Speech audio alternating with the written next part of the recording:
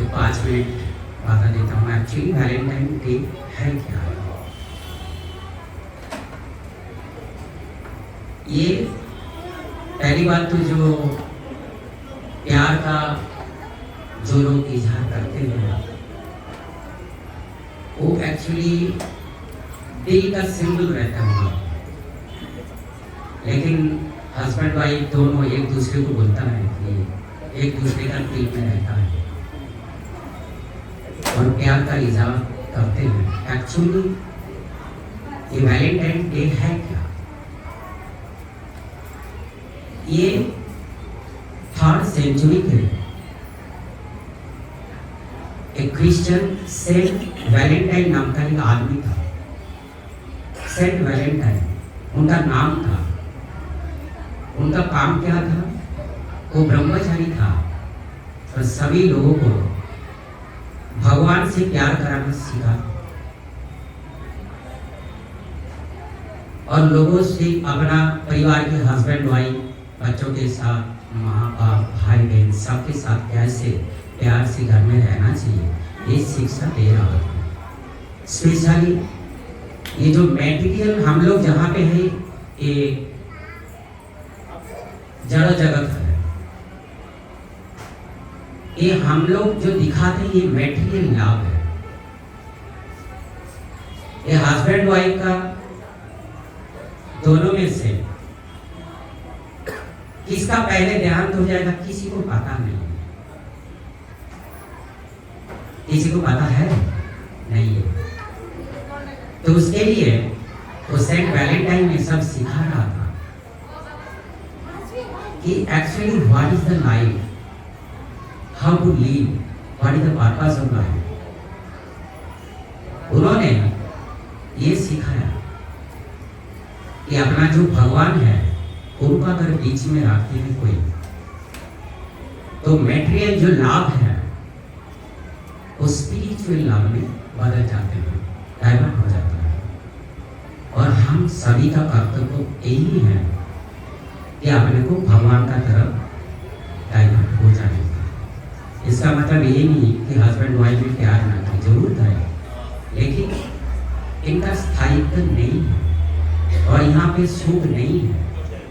हम लोग इस क्षणभंगुर सुख के लिए हमेशा दिन रात मेहनत करते रहते हैं, लेकिन जिनका उम्र हो गया ना, अपना माँ बाप से पूछो कभी कि आपको जिंदगी में क्या मिला, और कभी भी बोलेंगे बेटा अभी तक कुछ मिला नहीं, बाकी है कुछ। इनको पता ही नहीं है। जिनको जो भक्त है अलग बात है, जो भक्त नहीं है एक्चुअली सभी भक्त हैं, लेकिन समय के साथ साथ जो लोग भूल गए हैं तो उनको जागरूक करने के लिए ये सारी कथाएं होते रहते हैं। और सेंट वैलेंटाइन उन्होंने इतना सबको समझा रहा था भगवान के बारे में, तो एक रोमान जो लॉ था उसके हिसाब से उनको चार्ज में उनका गला काट दिया गया। तो उनका वो मेमोरी में सेंट वैलेंटाइन डे उनका मेमोरी के लिए मनाया जाता है, उनको मनाया जाता है। लेकिन हमारा इंडिया में उनको हमारा एक दूसरे का प्यार का जो एक सिंबल है उसको लेके चल रहा है। एक्चुअली वो सेंट वैलेंटाइन नाम का जो ब्रह्मचारी थे, जो वैष्णव थे, उनका मेमोरी में एक दिन मनाया जाता है। तो कोई बात नहीं, आप लोग जरूर भगवान अपना प्यार से रहिए घर में, और बीच में भगवान को अगर किसी ने अभी तक नहीं लाया तो भगवान को लाइए, भगवान कृष्ण को घर में रखिए, भगवान राम सीता लक्ष्मण को रखिए और पूजते रहिए। और उसमें एक दूसरे का जो भी है, हमारा ईगो नहीं रखना चाहिए। और एक संसार में सब किसी का डाइवोर्स हो जाता है, किसी में अलग रहते हैं, कुछ ना कुछ रहता ही है हर किसी का जीवन में। और एक्चुअली डिवोर्स तो तब हो जाएगा किसी को मालूम नहीं पड़ेगा, एक दूसरे से जब छूट जाएगा तभी परमानेंट डिवोर्स हो जाएगा। उधर कोई किसी का चलने वाला नहीं है। इसके लिए पहले से ही तैयार रहिए, ताकि कोई भी दुख है जीवन में, वो दुख किसी को टच भी नहीं कर पाएंगे अगर भगवान कृष्ण को बीच में रख के अपना जीवन उस हिसाब से व्यतीत करेंगे। तो वैलेंटाइन डे का महत्व यही था। और कुछ नहीं। अभी जो महाशिवरात्रि काल आ रहा है, महाशिवरात्रि क्यों मनाया जाती है? एक्चुअली इसमें 3 तत्व है। 3 तत्व क्या है? ये भगवान शिव का जन्मदिन का हिसाब से इसको मनाया जाता है। तो अपना गर्भोदक से विष्णु से नाभि से जो कमल आए हैं, कमल के ऊपर से ब्रह्मा का सृष्टि हुआ है।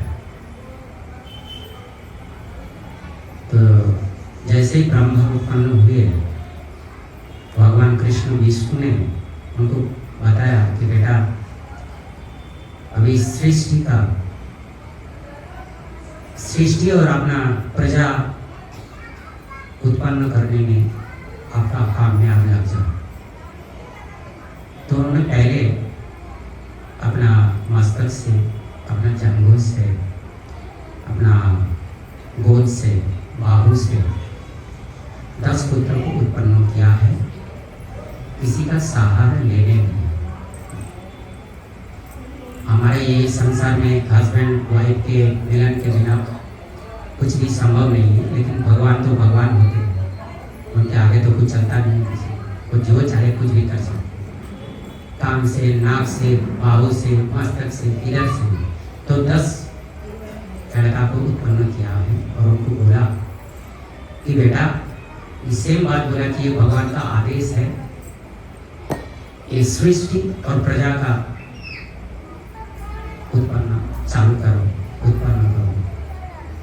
तो 10 ने 10 बोला, पिताजी सॉरी, हमसे ये होने वाला नहीं है, हमको आपका अगर आप बोले बुढ़ापा संभालना या सेवा करना, हाथ पैर दबाना, तो वो कर देंगे, लेकिन हम लोग शादी नहीं करेंगे, ब्रह्मचारी रहेंगे। तो उस टाइम ब्रह्मा को क्रोध आया और क्रोध से उनका भ्रिकुटी से एक रोता हुआ नन्हा सा बालक उत्पन्न हुआ, जिनका नाम है रुद्र। और रुद्र अपना भगवान नाना सा जो शिव है, रुद्र का एक नाम है, रोता हुआ आया, उनका नाम है रुद्र। तो भगवान शिव का जन्म अपना ब्रह्मा का भ्रिकुटी से हुआ। तो ये जो महाशिवरात्रि है, इसको हम लोग भगवान शिव का जन्मदिन का हिसाब से इसको पालन करते हैं।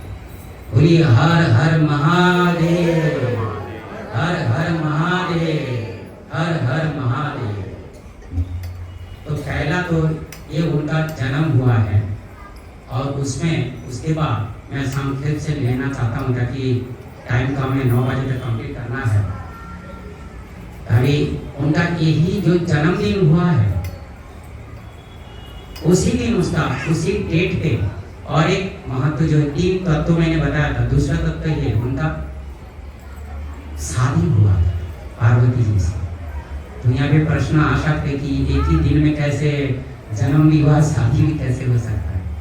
ये पॉसिबल है। कोई कोई मनाता है ना कि अपना जन्मदिन में जब बड़ा हो जाते हैं उसी दिन शादी करेंगे, अब कोई बड़ा गिफ्ट लेते हैं या हस्बैंड वाइफ को देंगे, ऐसा होता है ना। तो उस हिसाब से उसी दिन, उसी डेट को जब रुद्र बड़ा हो गया शिव जी, तब पार्वती जी से उनका शादी हुआ। एक श्रीमद् भागवत में इसका वर्णन है। ये मेरा कोई मनगढ़ंत बात नहीं है कि मैं आके इधर बता रहा हूँ। श्रीमद् भागवत में सब कथा है। 10वें स्कंद, 11वें स्कंद, 12वें स्कंद में आप पढ़ेंगे तो आपको डिटेल्स में मालूम पड़ जाएगा। और तीसरा महत्व है क्या है, उसमें स्कंद पुराण के नारद खंड में एक श्लोक आता है। उस श्लोक से आप लोग को मैं विस्तार से समझा पाऊंगा। उस श्लोक में बताया यानी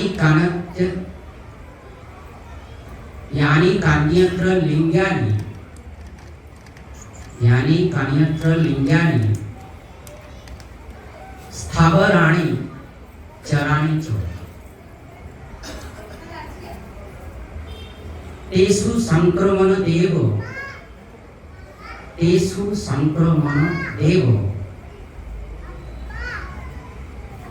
तस्सां